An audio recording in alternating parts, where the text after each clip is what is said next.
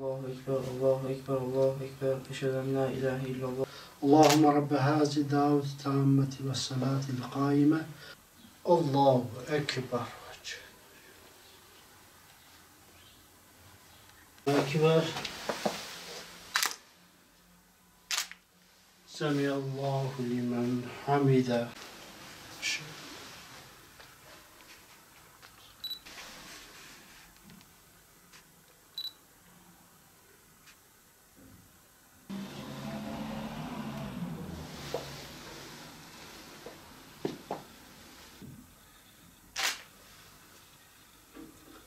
Esselamu Aleyküm ve Rahmetullah. Esselamu Aleyküm ve Rahmetullah. Zülcelal, Subhanallah.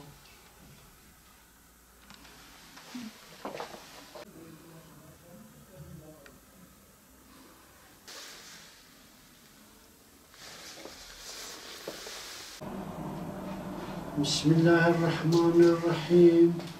وَالْمُحْسِنَاتِ مِنَ النِّسَاءِ إِلَّا مَا مَلَكْتُ أَيْمَانُكُمْ كِتَابُ اللَّهِ عَلَيْكُمْ مُحْسَنَةِ الْمُؤْمِنَاتِ فَمِنَّا مَلَاكَتُهُنَّ بِإِذْنِ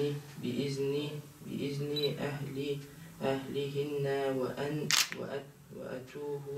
وأتوهن محسنات غير مسافيهة ولا متخذات منكم وأن تصبروا خير لكم والله غفور رحيم. Şimdi öncelikle Ramazan-ı Şerif'in İslam alemine hayırlara vesile olmasını temenni ediyoruz. Şimdi malumunuzdur, bu hastalıktan dolayı bütün ibadetler camilerde durmuş durumda. Şimdi biz de bu Ramazan-ı Şerif'i fırsata çevirip kendi evimizde ibadetlerimizi yapmaya çalışıyoruz. Bir yandan diyeceğiz hastalıktır, dua edilmez ama biz biraz eve tıkandık, çocuklarımızla birlikte oturmaya başladık. Birbirimizi sormaya başladık, daha fazla sormaya başladık. Dolayısıyla Ramazan-ı Şerif'i en mükemmel şekilde geçirmeye çalışıyoruz. Öncelikle tabi iftarımızı, Ramazanımızı tutuyoruz. İftarımızı açtıktan sonra tabi geceleyin teravihlerimizi kılıyoruz. Cemaatle teravihlerimizi kılıyoruz. Teravihlerden sonra dinleniyoruz tabi. Sahura kalkıyoruz tabi. Bir kısmımız Kur'an okuyoruz o arada. Hanım sahuru hazırlıyor. Ondan sonra tabi sahurumuzu yiyoruz. Tekrar ezanı bekliyoruz. Ezanı bekledikten sonra, ezan okunduktan sonra tekrar namazımızı cemaatle kılıyoruz. Tesbihatlarımızı yapıyoruz. Daha sonra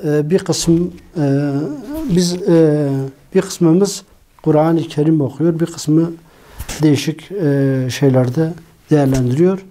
Sabaha kadar, sabah gün aydınlanıncaya kadar. Daha sonra tabii biz öğleni bekliyoruz. Öğlen ezanı okunuyor. Öğlen ezanı okunduktan sonra biz tekrar cemaatle namazımızı kılıyoruz. Öğlen namazından sonra hemen ailece oturup mukabelemizi yapıyoruz. Her gün düzenli olarak bir cüz okuyoruz. Onun cüzumuzu bitirdikten sonra bu sefer mealini de okuyoruz. Yani hem cüzumuzu okuyoruz, cüzumuzdan sonra mealimizi okuyoruz. Yaklaşık olarak 1,5 saat sürüyor. Ondan sonra tabi oturuyoruz, dinleniyoruz. İkindi oluyor. İkindiden sonra Kur'an okuyanlar, kitap okuyanlar, değişik ibadetlerle meşgul olanlar yemek hazırladır. Tekrar iftara kadar iftarımızı açıyoruz. Yani günümüz dolu dolu geçiyor hamdolsun. Yani bu vesileyle biz içeriye tıkandık ama biraz en azından aile bilincimiz biraz belki biz çocuklarımızı göremiyorduk. Onlar işte biz işte derken biraz hasbihalimiz yoktu. Bu vesile belki bize hayırlara vesile olur inşallah. Günümüz böyle geçiyor yani. Herkese de tavsiye ediyoruz tabii günü dolu dolu geçsin. bu fırsat, bu günlerin kıymetini bilelim. Böyle bir fırsat belki bir daha elimize geçmez, ailemizle oturamayabiliriz. Bunu güzel bir şekilde değerlendirelim inşallah. Ramazan ayıyla alakalı söyleyeceklerim. Malumunuz ortada bir virüs olayı var.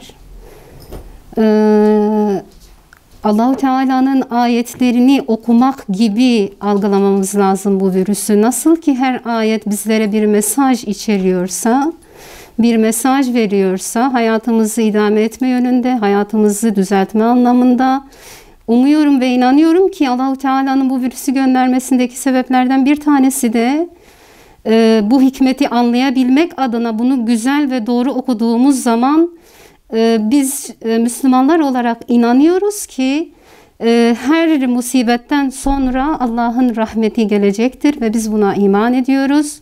Böyle inanıyoruz. Buna vesile olacağına inanıyoruz. Bir ayet gibi okumak. Malumunuz modern bir dünyada yaşıyoruz. Madde üzerine yaşıyoruz. Materyalist bir dünyada yaşıyoruz. Ve sürekli dışa yönelik bir yaşantımız var. Sürekli hayatımız dışarıda geçiyor. Çoğunlukla saatlerimiz, vaktimiz, zamanımızın çoğunu bu hayatı idame etmek anlamında böyle bir modernitenin dayatması var üzerimizde. Biz böyle bu şekilde yaşıyoruz.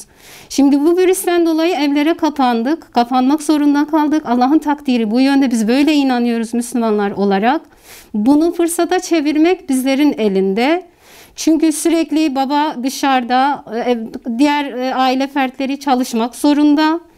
Bunu devam ettirmek zorunda. Dolayısıyla biz bunları kapatarak kendi benliğimize, özümüze dönerek biz malumunuz insan madde ve manadan yaratıldı. Madde yönünü biz fazlasıyla yaşadık. Mana yönünden biz ruhumuzu doyurmak, maneviyatımızı beslemek anlamında bunu hayda fırsata çevirip çok daha karlı bir şekilde inşallah çıkabiliriz biz bundan. Böyle inanıyorum, böyle umut ediyorum ve kardeşlerimizin buna böyle bakmasını umut ediyoruz.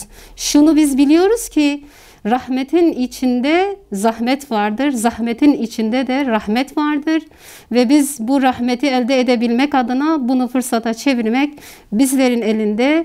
Öncelikle Ramazan olması sebebiyle günlerimizi dolu dolu geçirmeye çalışıyoruz. Korona zaten insanların dışarıda olmasını engellediği için insanlar evlerine kapanıyor. Evlerine kapandığı zaman da ibadetlerine daha fazla önem vermesi gerekiyor. Biz de ibadetlerimizi gerek sabah namazımızı cemaatle kılarak, gerek öğlen vakti mukabelemizi yaparak, gerek de teravih namazlarımızı kılarak geçirmeye çalışıyoruz. Daha önce abilerim çalıştığı için böyle bir ortam yakalayamıyoruz. Şimdi abimler de işleri genellikle gitmiyorlar işte bu yasaklardan dolayı. Ailecek olmak güzel. Herkes yani bir arada toplanıyoruz. Bir arada dertlerimizi, sıkıntılarımızı dinliyoruz. Hep beraber gülüyoruz, hep beraber eğleniyoruz. Yapacak çok şey var aileyle birlikte.